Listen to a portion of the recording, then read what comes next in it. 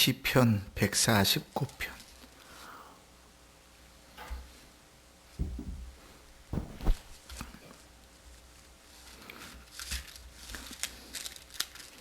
일절로 5절 우리 다시 한번 한 목소리로 봉독합니다. 시편 149편 1절로 5절 909쪽입니다. 우리 함께 봉독합니다. 시작. 할렐루야. 새 노래로 여호와께 노래하며 성도의 모임 가운데에서 찬양할지어다. 이스라엘은 자기를 지으신 이로 말미암아 즐거워하며 시온의 주민은 그들의 왕으로 말미암아 즐거워할지어다. 춤추며 그의 이름을 찬양하며 소고와 수금으로 그를 찬양할지어다. 여호와께서는 자기 백성을 기뻐하시며 겸손한 자를 구원으로 아름답게 하심이로다. 성도들은 영광 중에 즐거워하며 그들의 침상에서 기쁨으로 노래할지어다. 아멘. 우리가 지난주에 이어서 예배 중 찬양에 대해서 말씀을 상고하고 있습니다. 먼저 오늘 이제 시편의 말씀을 보면 시편의 말씀에 성도의 모임 가운데서, 그지? 예배 가운데서 또 성도들이 모여 교제하는 일들 속에서 하나님을 찬양하는 내용들이 기록되어 있는데, 오늘 그 중에 세 가지를 좀 볼 수 있습니다. 첫 번째는 무엇인가 하면 찬송의 이유지요. 이유. 2절에 보시면 자기를 지으신 이로 말미암아 즐거워하며 시온의 주민은 그들의 왕으로 말미암아 즐거워할지어다. 4절 마지막에 보면 겸손한 자를 구원으로 아름답게 하심이로다. 아멘. 그래서 하나님을 찬송할 이유가, 하나님 우리를 지으셨고 또 우리의 모든 삶의 주인이 되셔서 인도하시고 또 우리를 구원하신 분이시다. 이유가 명확하지요. 그렇지? 우리가 지난주에 찬송이라고 이야기할 때 찬양하다라는 praise라는 이 말이 칭찬하다 이런 뜻이라 그랬죠. 그러니까 곡조, 노래만 이야기하는 것이 아니라 그 고백 내용이 되게 중요하다 그랬습니다. 신자에게 찬송할 이유는 크게 세 가지입니다. 첫 번째, 하나님이 우리를 만드셨고, 두 번째, 하나님이 우리를 구원하셨고, 세 번째, 그 하나님이 우리의 아버지 또 우리의 왕이 되셔서 우리를 인도하 가신다. 그 세 가지 안에서 그 어느 누구도 예외가 없다. 그지? 특히 교회 안에 모여 있는 그 모든 자들에게는 예외가 없죠. 그러니 특별히 하나하나의 경우에서 하나님을 찬양할 수도 있어도, 또 그런 경우가 우리에게 잘 느껴지지 않을 때에도 우리는 충분히 하나님을 찬양할 이유를 가지고 있는 것이죠. 두 번째, 오늘 말씀의 3절에 보면 어떻게 찬양하는가, 그죠? 3절에 춤추며 그의 이름을 찬양하며 소고와 수금으로 그를 찬양할지로다. 2절 마지막에도 즐거워할지어다. 그래서 어떻게 하나님을 찬양하는가? 그 안에 기쁨으로 하나님을 찬양하고 그 기쁨의 밖으로 표현되는 거예요. 그래서 춤추면서도 찬양하고 악기를 동원해서도 찬양하고, 보통 이제 신학자들은 우리에게 하나님께서 인간에게 허락하신 가장 아름다운 악기는 우리 목소리다 그랬어요. 그래서 우리의 목소리로 하나님을 찬양하는 것은 가장 아름답고 귀한 악기로 찬양하는 것이다. 저처럼 지금 음치이고 목소리가 허석히해도 가장 아름다운 하나님을 찬양할 도구다. 이제 사람에게 주어진 일이지요. 자, 그리고 오늘 말씀에 보면 하나님께서 5절 말씀에 성도들은 영광 중에 즐거워하며 그들의 침상에서 기쁨으로 노래할지어다. 그래서 언제 하나님을 찬양하는가? 그의 모든 삶 속에서, 그지? 우리가 기쁜 일이 있을 때라도, 또 하루를 마치며 잠자리에 누울 때라도, 심지어는 그가 병중해서 침상에 누워 있을지라도 하나님은 찬양받기에 합당하시다. 이게 이제 우리의 신앙 고백이죠. 더더군다나 교회가 예배로 모여서 하나님을 찬양한다. 그것은 대단히 중요한 일입니다. 그지?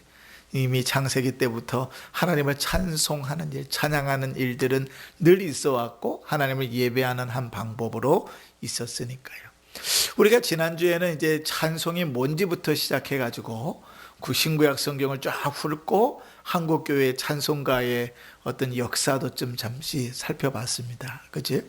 오늘은 우리 주보에 있는 내용들을 좀 참고해 가지고 우리 예배 중에 있는 찬송의 내용들이 어떻게 구분되어져 들어가 있는가, 도대체 그 찬송들은 어떤 생각으로 어떤 마음으로 불러야 되는가, 그렇지? 그것이 좀 생각해 보도록 합니다. 크게 5가지로 나눠진다 그랬죠. 찬송을 할 때 예배 중 찬송이 크게 5가지로 나눠지는데 그 첫 번째가 임내 찬송이라는 겁니다. 우리 교회는 임내 찬송이 없습니다. 우리 교회는 임내 찬송이 없어요. 원래 이제 임내 찬송이라는 것은 지금 이제 유럽의 개혁교회나 혹은 루터교회에 임내 찬송이 그대로 남아 있는데요. 임내 찬송은 예배의 부름을 하기 전에 있는 겁니다. 그러니까 예배의 부름이 뭐죠? 목사가 하나님의 말씀을 읽음으로 하나님께서 우리를 예배로 초청하시는 일이라 그랬잖아요. 그 예배 부름 전에 먼저 하나님을 찬송하는 것이 임내 찬송입니다. 그래서 이제 우리는 이제 올겐이 있어도 좀 못 쓰고 있긴 하지만 이제 유럽의 교회들은 어떻게 되어져 있냐면 올게는 예배 전에 쫙 연주한단 말이에요. 그럼 연주하는 동안에 또 이제 목회자들도 들어오고 다게 준비가 되고 나면 우리 같이 이렇게 주보가 있지 않아요. 어떻게 되어 있냐면 예배당 앞쪽에 요만한 이렇게 패 같은 게, 나무패 같은 게 있어요. 그래서 거기 보면 그날 부를 찬송가, 성경 구절, 뭐 이런 것들이 써 있어요. 붙어 있어요.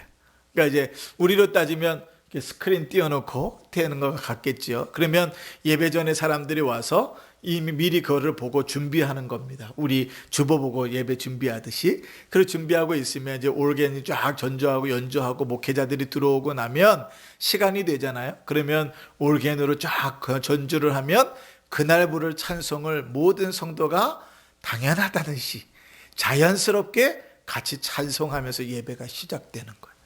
그러니까 제가 이제 우리는 어떻게 더 익숙하냐면 똑같진 않은데 굳이 이제 찾으려면 예전에 우리 그런 거 있었어요. 준비 찬송, 그지?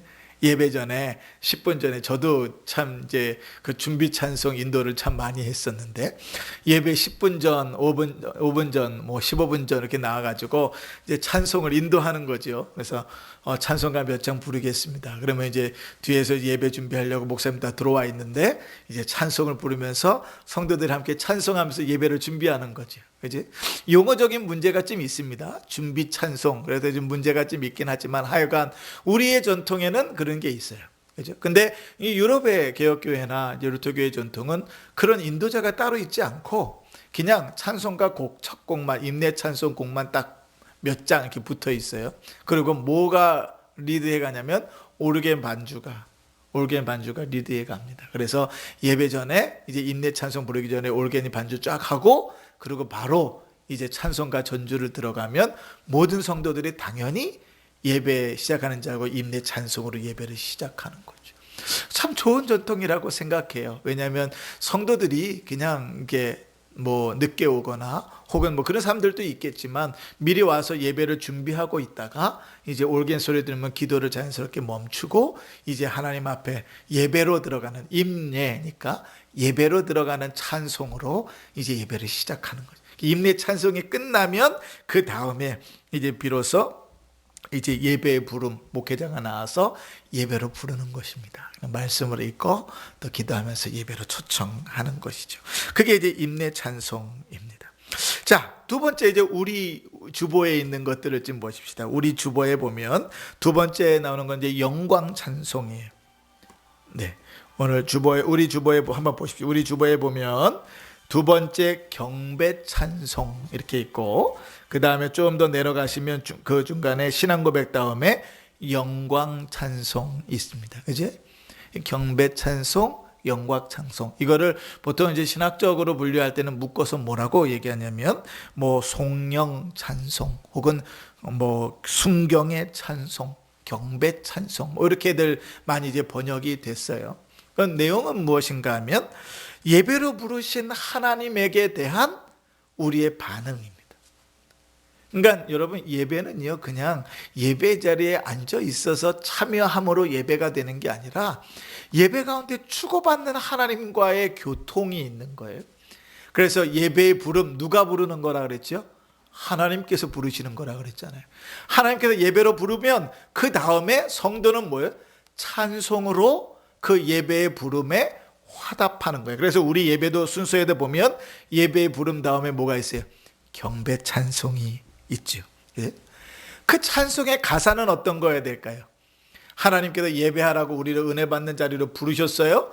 그러면 이제 성도들이 그 부름에 응답하는 찬송은 뭘까요? 그 내용이 하나님의 하나님 되심, 하나님의 주인 되심, 또 영광과 찬송을 받으실 하나님, 이런 게 찬송의 주된 가사여야 됩니다.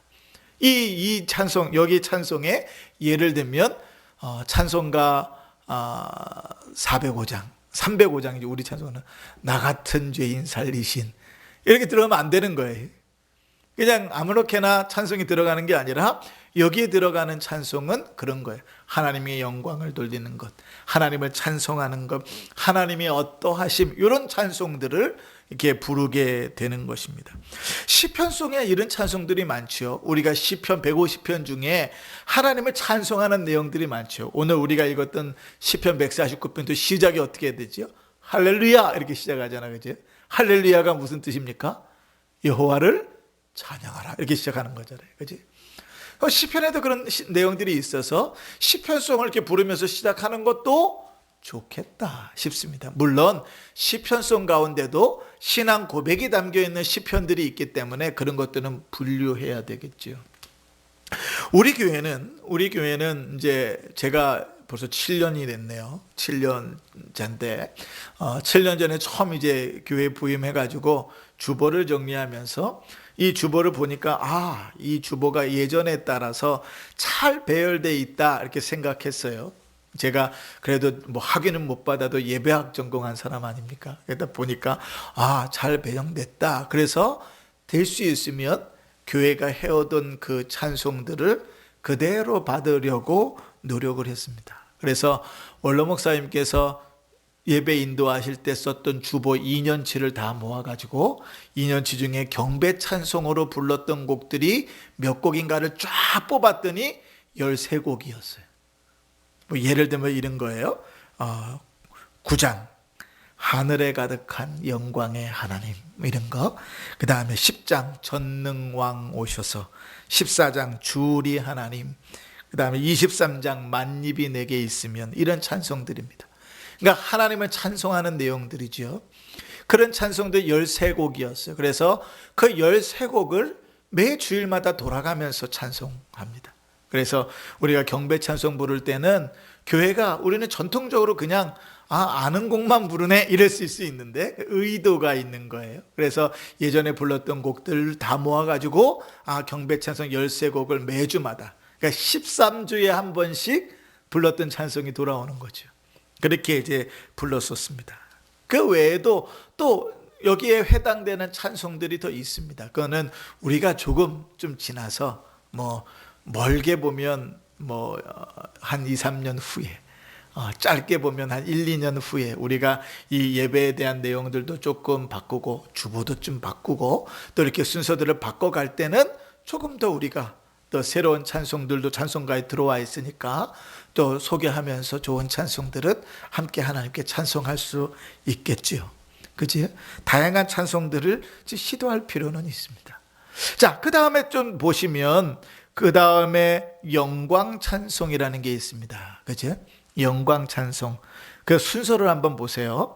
경배 찬송이 있고 그 다음에 회개 기도를 드립니다. 자, 이 순서가 이렇게 돼요. 하나님께서 예배로 우리를 부르셨어요. 그래서 우리가 찬송으로 그 부름에 화답합니다. 그죠? 하나님이 야 예배로 와라 내가 복 주마 이렇게 부르셨어요. 그랬더니 우리가 찬송으로 뭐라 그래요?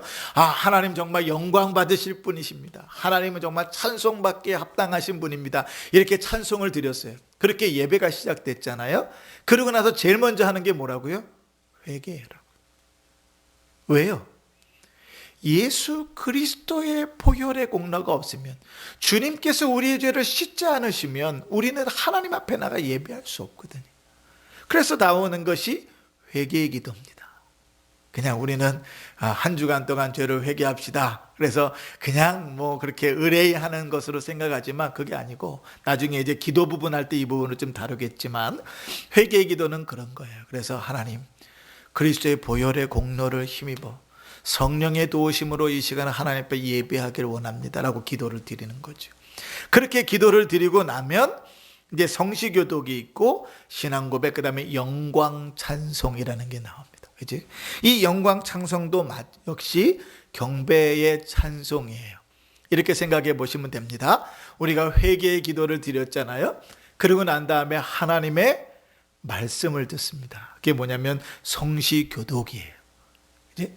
그래서 하나님 말씀을 설교로만 하나님 말씀을 듣는 게 아니라 성식 교독을 통해서 하나님 말씀을 들어요. 그 말씀을 듣고 난 다음엔 또 우리가 뭐 하죠? 하나님 말씀을 들었으니 우리의 신앙을 하나님께 고백하는 거예요. 그죠? 그렇게 하나님께 고백을 드리고 난 다음에 또 하나님을 찬양합니다. 그게 이제 영광 찬송이에요. 우리 교회의 영광 찬송은 이게 몇 곡이에요? 둘, 셋, 넷, 다섯, 여섯, 8곡.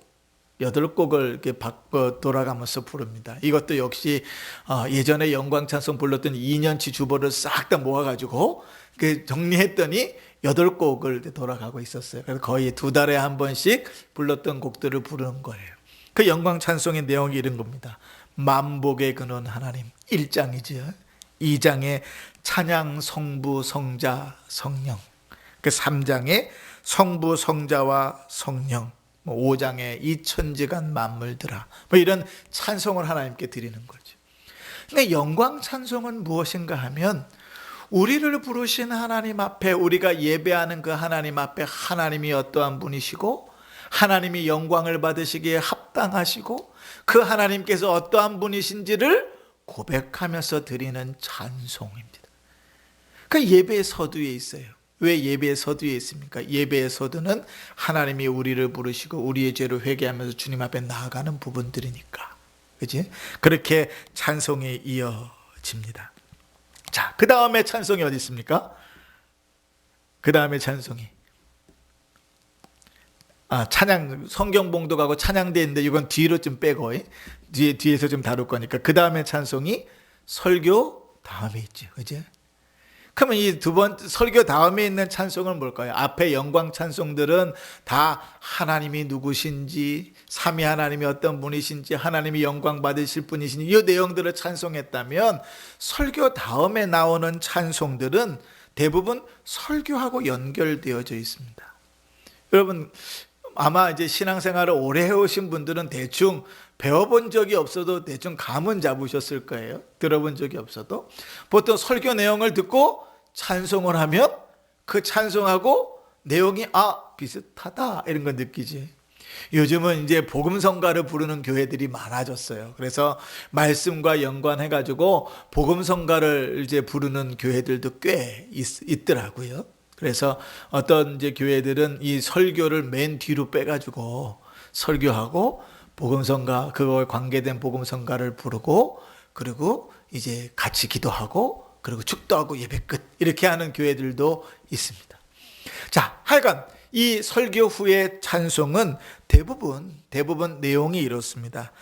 설교에서 받은 은혜에 대한 감사의 내용이든지, 아니면 설교를 통하여 하나님의 말씀을 듣고 내가 헌신하기를 결단하는 내용이든지, 혹은 하나님 앞에 믿음으로 충성과 봉사를 하겠다는 내용이든지, 그런 내용들이 여기에 들어가 있죠. 또 때로는 이런 것도 있어요. 하나님 나에게 주신 말씀에 대하여 그것을 고백하는 그런 찬송도 있습니다. 자, 예를 들면 이런 거죠. 설교 후에 부를 수 있는 찬송들이 이런 겁니다. 부름받아 나서니 몸 어디든지 가오리다, 뭐 이런 거. 이런 찬송들은 내주는 강한 성이요 방패와 병기 되시니, 뭐 이런 찬송들은 설교 내용과 연결되어져서 찬송하는 것이죠. 시편에도 이런 찬송들이 많습니다. 뭐 나의 힘이 되신 여호와여 내가 주를 찬송하나이다, 이런 것들은 다윗의 신앙 고백이잖아요. 그런데 그런 가사들을 인용해서 부른 찬송들이 꽤 있습니다. 개인의 결단이나 신앙 고백들을 담아서 하나님께 부르는 찬송이 시편에도 많지요. 그래서 시편송 중에서 그런 찬송들을 택하는 것도 좋을 것이고, 우리 찬송가 중에서 그런 찬송들을 택하는 것도 좋을 것입니다. 또 우리 찬송가 안에 시편을 기반으로 만들어 놓은 찬송가들이 있어요. 시편의 내용을 가져다가 찬송가의 가사로 쓴 것들이 있습니다. 예를 들면 383장 같은 거. 눈을 들어 산을 보니 도움 어디서 오나. 시편 121편, 그지요? 그 말씀을 그대로 가져다가 찬송으로 불렀지요. 그죠?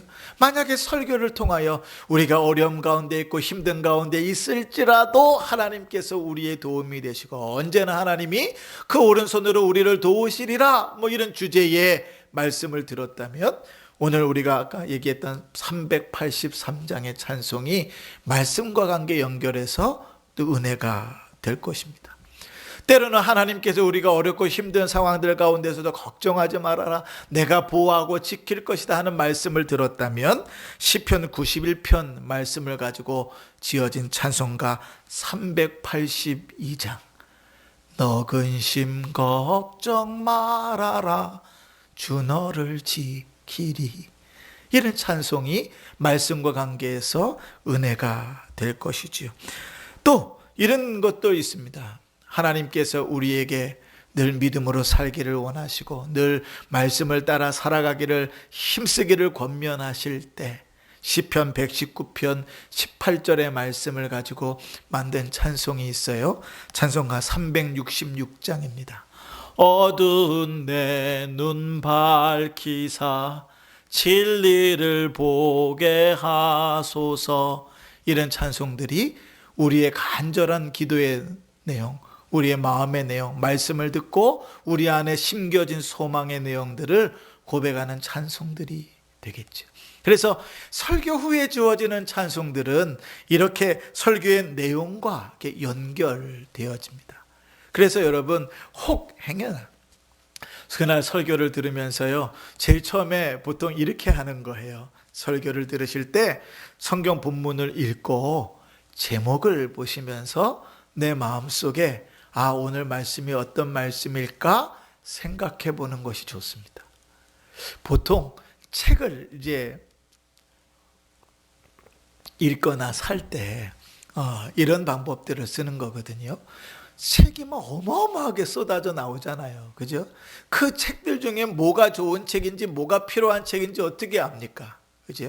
그래서 책을 선택하여 사는 방법이 있어요. 첫 번째 뭐냐면 제목을 봅니다. 어떤 제목인가? 그러고 나서 이거 나하고 내가 관심 있는 주제, 관심 있는 것이다 이렇게 생각이 되면 그 다음에 목차와 머릿말을 읽는 거예요.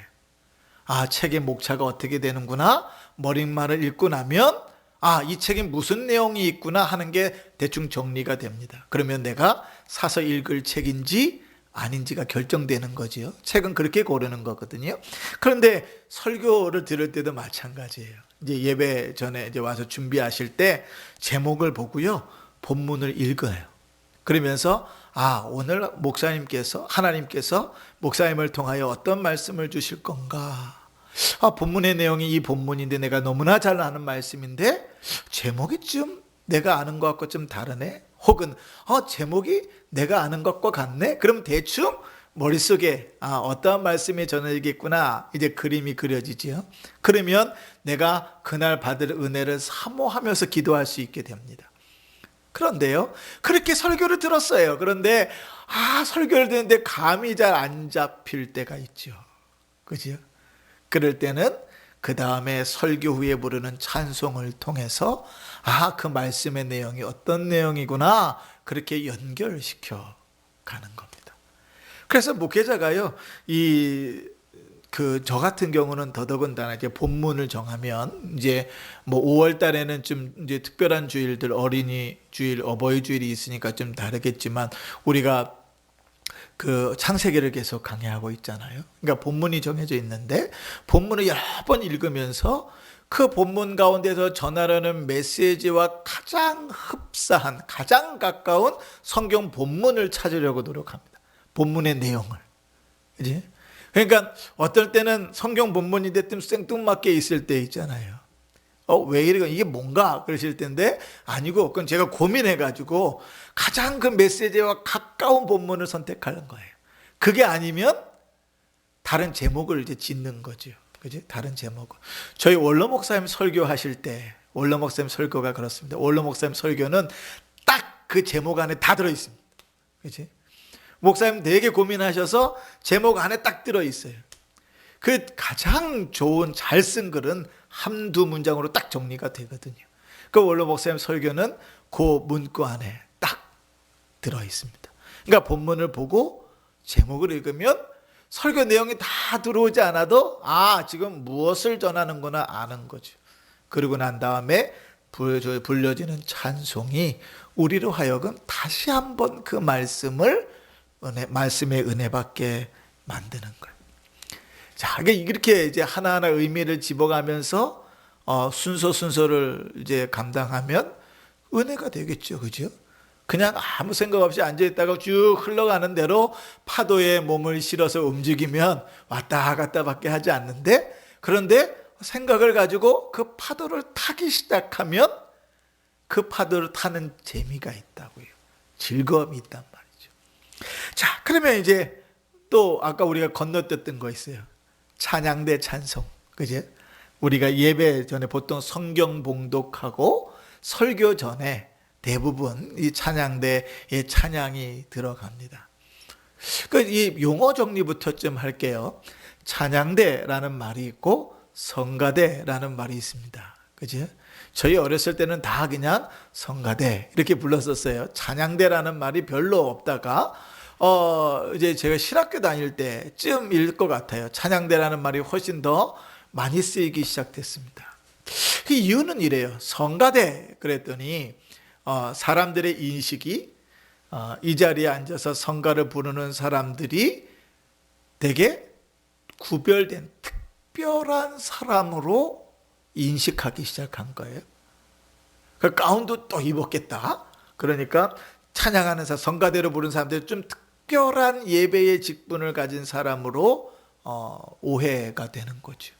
근데 왜 성가된가 하면 성가, 거룩한 노래를 부르는, 다시 말하면 하나님을 찬양하는 자이기 때문에 성가된 거예요. 그들이 어떠함이 아니라 그들이 부르는 노래가 하나님을 찬양하는 것이기 때문에. 그런데 계속 성가대 하면서 이 주체가 어떻게 바뀌냐면 하나님께 가지 않고 사람에게 꽂히기 시작하면서 한국 교회에 이런 이제 자정 노력이 있기 시작한 거예요. 성가대라 부르면 안 되겠다. 이게 예배 가운데 오해가 있고 사람들 가운데 문제가 있다. 그래서 이것을 찬송 시편에 보면 혹은 다윗이 이제 찬양하는 사람들을 세웠잖아요. 그렇죠? 그래서 그것을 거기서 따서 찬양대라는 이름들이 나오기 시작한 거죠. 좀 더 본질적으로. 그래서 우리 교회는 저는 계속 찬양대라고 쓰는데 또 우리 교회는 또 성가대가 익숙하신 분들도 있어서 성가대라고도 부릅니다. 그 두 개가 혼용됩니다. 좋습니다. 하여튼 그 의미적으로는 예배 중에 하나님을 특별히 찬양하는 자들로 세워진 거예요. 그러니까 그들의 찬양은 첫 번째 무슨 의미가 있는가 하면 온 성도들이 함께 하나님을 찬양하는 일에 대표자로 섰다는 의미가 있습니다. 그래서 대부분 찬양대로 서기도 하지만 어떤 때는 중창을 쓰기도 하고 어떤 때는요 솔로로 혼자 찬송하는 경우도 있잖아요. 그죠? 그러니까 그럴 때 콘서트 하는 거 아니고 내가 노래를 얼마나 잘 부르는지 우리가 얼마나 노래를 잘 부르는지 뽐내는 것이 아니고 성도들과 함께 찬송하는 거고 성도들을 대표해서 찬송하는 겁니다. 그러면 이제 바꿔서 한번 물어볼게요. 앞에서 찬양대가 찬양합니다. 그러면 앞에 앉아있는 성도들은 어떤 마음을 가지고 앉아있어야 될까요? 첫 번째, 저 사람도 앉았네? 두 번째, 오늘은 좀 화음이 안 좋네. 세 번째, 그게 복장이 좀 이상하네. 네 번째, 그 찬송을 같이 따라 부르는 거예요. 뭘까요? 그죠? 예전에 제가 섬겼던 교회들에서는 이렇게 예배의 프로젝트 같은 거 있잖아요. 이렇게 다 찬송가 가사 띄우잖아요. 그 찬양대 찬양할 때 찬양대가 부르는 찬송의 가사를 다 띄웠습니다. 왜냐하면 이게 지금 이제 듣는 걸로만 명확할 수 없으니까 이제 앉아 있는 사람들 대표로 찬송하는 거잖아요. 같이 찬양할 수 있도록 가사를 다 띄워주는 거예요. 그래서 보고 우리는 이제 찬송가를 하면 그 찬송가 가사를 같이 보면서 부르는 것도 참 좋습니다. 이러면 더 좋을 것 같아요. 어떤 교회는 가면 찬양대가 따로 없어요. 그리고 온 성도들이 함께 찬양하는데 그 교회는 놀라운 게 성도들이 4부 합창으로 찬송을 부르더라고요.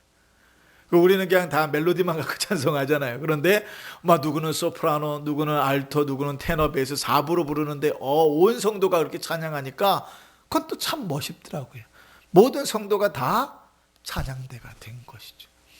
자, 그렇게 찬양대의 찬송은 대표의 의미가 있다 하는 거죠. 그러나 또 이 찬양대의 찬송은 조금 더 미리 사람들이 모여서 연습하고 또 조직적으로 또 연합적으로 하나님을 찬양하기에 더 힘쓰는 노력이 있다 하는 것도 기억해야 됩니다. 그래서 이 찬양대의 찬양은 그냥 막 물려지는 것은 아니고요. 설교의 다른 형태이다 이렇게 생각해도 좋아요. 어떤 분들은 찬양대의 찬양은 설교의 다른 형태다. 그러니까 설교는 목사가 말로 하잖아요. 그런데 찬양대의 찬양을 통하여 그 찬양의 가사로 그들 부르는 거죠. 그래서 때로는 설교 전에 찬송하는 일들이 참 말씀을 들을 수 있는 준비를 시키고 또 은혜를 받게 하는 경우들이 있었습니다. 특히 미국의 그 부흥운동이 있었을 때 우리 찬송가에도 그런 거 있지만 목사님 설교하시기 전에 늘 그 전도팀에 함께 다니던 이제 찬양하는 사람들이 있었어요. 그 사람들이 그 찬송가를 지어가지고 설교 전에 미리 앞에서 찬송하고 그렇게 사람들이 거기에 먼저 은혜 받고 말씀을 듣고 뒤집어지는 역사들이 미국의 부흥운동 때 많이 있었거든요.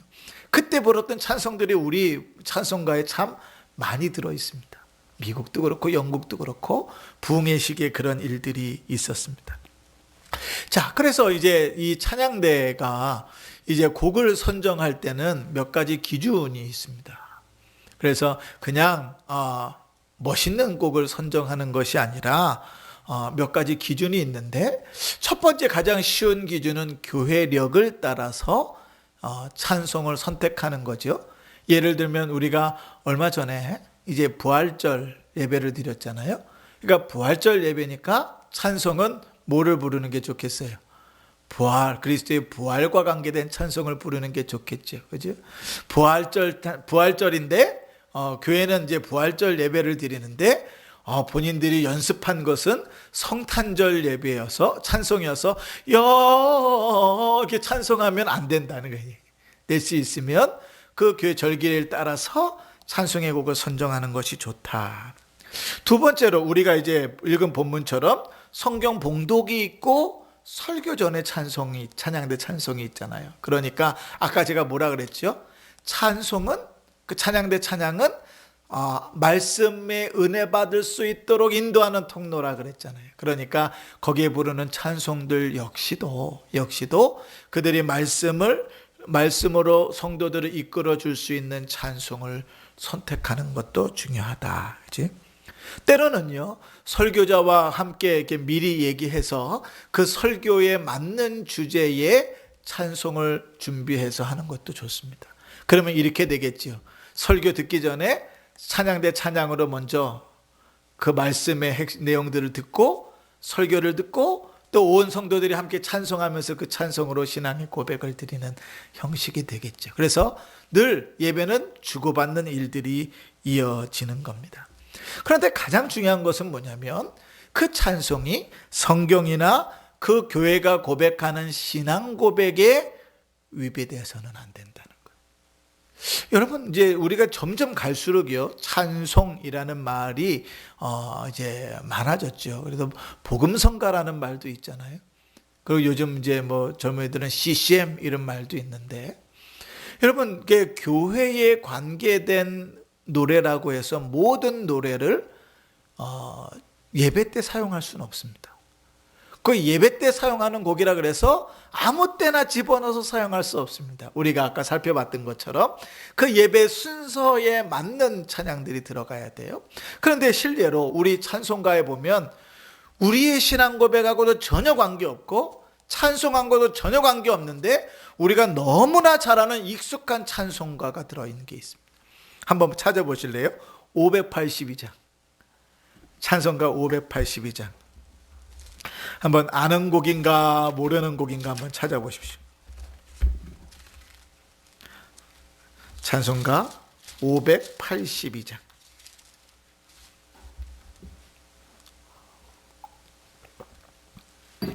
아는 곡입니까? 아는 곡이에요? 어두운 밤 마음에 잠겨 역사의 어둠 짙었을 때에 이런 찬송이죠. 들어봤죠, 한 번도? 못 들어보셨어요? 많이 이제 익숙한 곡입니다. 그런데 여러분, 이 곡은 하나님을 찬양하는 찬송도 아니고 개인의 신앙 고백이나 결단을 요구하는 내용도 아닙니다. 가사를 잘 읽어보면 제목에 나라, 사랑 이렇게 되어 있겠지만 어떤 나라에 대한 내용이지만 이건 찬송가가 아니에요. 가사를 잘 보면 여기에 하나님이란 말 자체도 들어있지 않습니다. 누가 지었는가? 자, 왼쪽을 보세요. 그 제목이 있고 제가 봤을 때 그 악보 위에 오른쪽에 왼쪽 위에 보면 보통으로 이렇게 되어 있고 그 위에 보면 김재준 이렇게 되어 있습니까? 네, 왼쪽이 작사가, 오른쪽이 작곡가입니다. 그런데 이 김재준이라는 사람은 우리나라의 대표적인 진보적인 신학자입니다. 지금 우리로 따지면 한신대학교 기독교 장로회 있잖아요. 기독교 장로회를 세운 사람이에요. 한신대학교 그 신학교를, 한국 신학교를 처음 세운 사람 중에 하나입니다. 그런데 이 김재준이라는 사람이 어떤 사람인가 하면 1940년대에 조선 총독부에서 신사참배, 우상숭배를 막 권장할 때 그거를 마다하지 않고 황국의 교회의 양성을 목표로 조선신학교, 지금의 한신대학교죠, 그거를 세웠던 사람이에요. 그러니까 일제의 황제 숭배에 충실했던 사람이 이 김재준입니다. 그래서 1988년도에요. 대한예수교장로회 합동 측 총회에서 총회 결의사항으로 교단 내 교회는 예배 중에 이 찬송가를 부르지 않는다라고 결의까지 했어요. 총회에서. 근데 너무 익숙해요. 우리가 너무 잘 알아요. 고요한 아침의 나라, 아주 익숙한 멜로디예요. 그지? 예배 중에도 부릅니다. 이거는 예배 찬송이 아니에요. 우리의 신앙 고백에도 전혀 맞지 않아요. 근데 이게 찬송가로 들어와 있어요. 자, 그러면 우리가 지난주에 한번 살펴봤지만 왜 들어왔죠? 찬송가 공회에 기독교 안에 모든 교단이 다 들어와 있다는 거죠. 그 중에 기독교 장로회도 있어요. 그지? 그러니까 본인들이 원하는 곡들이 다 들어왔을 거 아닙니까? 그 중에서 뺄 건 빼더라도 들어올 건 들어왔을 거 아니에요? 그러니까 들어와 있어요. 그러나 우리가 가지고 있는 통합 찬송가 21세기 찬송가에 들어왔다 할지라도 예배를 인도하는 자, 찬송을 부르는 자, 혹은 찬양대 찬양을 인도하는 자가 곡을 선정할 때에 성경과 신앙에 위배된 찬송은 우리가 가지고 있는 찬송가에 들어왔을지라도 지양해야 돼. 배제해야 됩니다. 그러니까 찬송가에 들어와 있다고 다 불러야 될 것들은 아니라. 그제 이제 우리는 이제 보통 이제 대부분 이제 신앙생활을 하면서 말씀들을 배워가니까 익숙하게 그러한 이제 어느 정도의 분별들은 다 있다 이렇게 생각하는 것이죠. 자, 그리고 다시 이제 주보로 넘어가서 마지막 찬양입니다. 마지막 찬양. 마지막 찬양. 맨 우리 주보 축도전에 찬송 이렇게 되어져 있죠. 그죠? 이것은 보통 송영입니다. 송영 찬송이라 이렇게 불러요. 예배의 마지막에 있는 파송 부분에 들어가 있는 것이죠. 송영이라는 것은 하나님의 나라와 권세와 영광을 찬송하는 노래입니다. 예배를 마치면서 하나님을 찬양하는 노래. 자, 근데 우리가 이 찬양할 때 우리는 뭐 부르죠? 여러분 630장 가사 기억하세요? 우리 뭐 부릅니까? 진리와 생명 되신 주 이 몸을 바치옵니다. 믿음과 소망과 사랑에 한마음 되게 하소서. 이 찬양 부르죠. 그죠?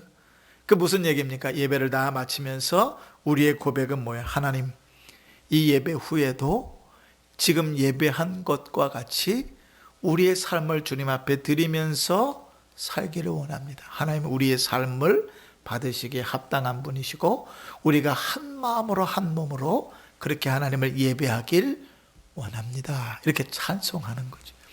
그렇게 예배전 찬송이 마무리됩니다. 자, 여러분 이제 찬송과 관계해서 우리가 오늘 좀 깊이 살펴볼 것은 그렇게 하나하나 내용들을 살펴놓고 보니까 예배의 순서가 하나님과 우리 사이에 주고받는 대화와 같이 되어져 있구나 하는 것을 보지요. 하나님이 부르시고 우리가 하나님께 응답하고 주의 말씀이 전해지고 우리가 하나님을 찬양하고 하나님의 말씀이 우리에게 선포되고 그 말씀에 대한 결단의 찬송이 들려지고 예배를 다 마무리할 수 있는 은혜로 인도하시고 우리의 삶으로 주님 앞에 고백하고, 그지?